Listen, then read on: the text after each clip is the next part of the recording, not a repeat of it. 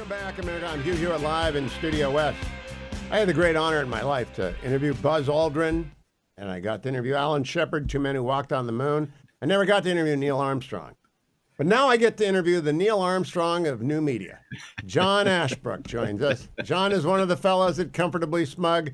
And I want to note for you, and I picked this up by listening to Ruthless, which I do every day, that every day they drop it, that he's from Ohio like Neil Armstrong and the Wright brothers. But I had to point out to you, John, you're really from Cincinnati, right?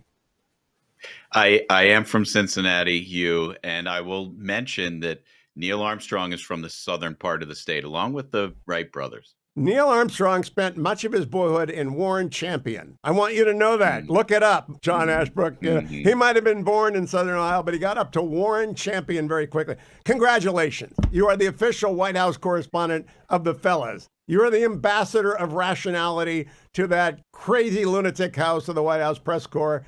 Recount for people who've been under a rock what you did this week. So, first of all, Hugh, thank you very much. I am the White House correspondent for the Ruthless Variety program, but I also feel in a way I'm the White House correspondent for the Hugh Hewitt show because growing up listening to talk radio, I listened to you and I learned so much about radio and so much about the media and the way things ought to work from your show. And when I walked into that White House briefing room last Friday, it was a big surprise to all of the media who was in there. They kept it secret. The White House kept it secret up until about 2 minutes before I walked in. And I've got to tell you, the looks on the faces of these journalists when I walked in the room, I wish you could see it for yourself because their eyes were wide. I got eye rolls. I got smirks. I got some dirty looks. But I also got a ton of texts from these people who were sitting and they're like, oh, this isn't happening. You're really not coming in here and asking a question. And fortunately, they did let me ask a question. I asked about the border and I asked about deporting illegals and the media saying that these illegals were not criminals. And you know what? The White House made news in response to the question saying that 97% of the illegals that they have deported had existing deportation orders under the Biden administration, but of course, Biden didn't do anything about it. Caroline Leavitt makes news almost every day, which is in sharp contrast to both Jen Psaki and Karine Jean-Pierre, and I appreciate that. But I appreciate that chair for new media, and you are the representative of all new media, both old new media, that would be me. We're the Chuck Yeagers of new media. And then you're the Neil Armstrong. That went over a lot of people's heads right there, but we'll let it go. John, I want to recommend to everyone that they listen to the Ruthless podcast after you came back, and the fellows and you talked about this. Now, give me the real scoop. How did they decide you and not Duncan and not Smug? I mean, if Smug had gone in, there would have been an implosion. The earth would have opened up and they'd gone, or Josh Holmes, who shows up on special. How did they pick you? So here's the real scoop. Michael Duncan applied to be the guy in the room that day, and they called him Thursday night. And Michael said, I'm headed out of town Friday. I can't do it.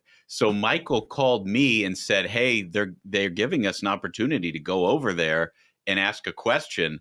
And I, within minutes, was on the phone with the White House guys, and they explained the whole process. And I think, there are 10,000 people who applied for this thing, Hugh. There are a lot of really good podcasters and new media people out there who have huge audiences, but a lot of them are located in Florida and Texas, California, all over the country.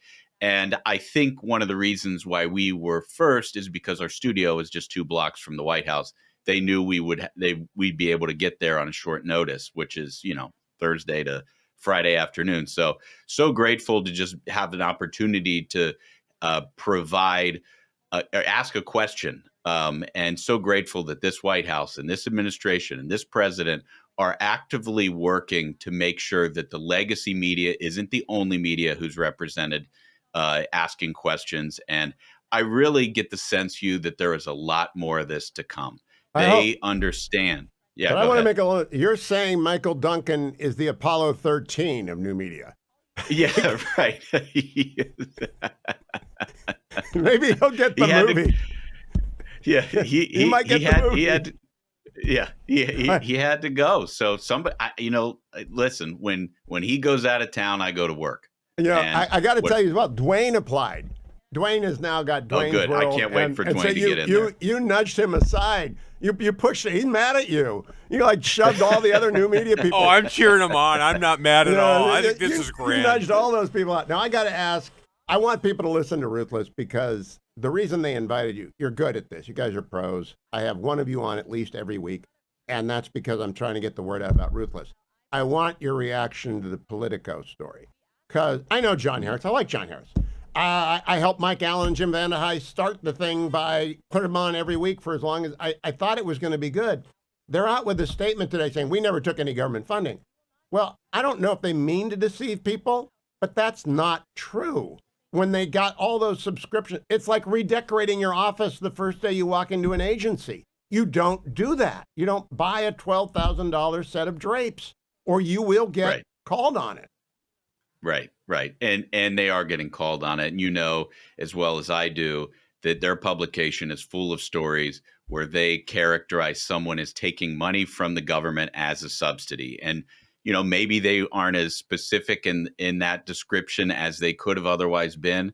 But if you're writing that, then somebody is going to say the same thing about you when you're selling these subscriptions to the government at $10,000, $20,000 a pop. And the question is, should the government be spending that much money on expensive subscriptions? And should the government be spending that much money on all of these things that we've learned about with USAID, whether it's like the transgender comic books in South America or huge programs that nobody really understands? And I think one of the great things about this White House is they're not afraid to ask the questions. For so long, we've just been forced to accept the generally, accept all assumptions. You're not allowed to ask questions. Stop asking because that's already been settled.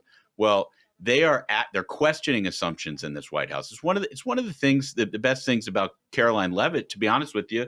She gives full answers to everything that's asked of her. You know, she's not like sidestepping questions. She is unconflicted about what it is she's going to say, and it's reflected, down from what the president does on a day-to-day basis. This guy our speaks friend to Dennis clarity. Prager likes to say clarity before agreement.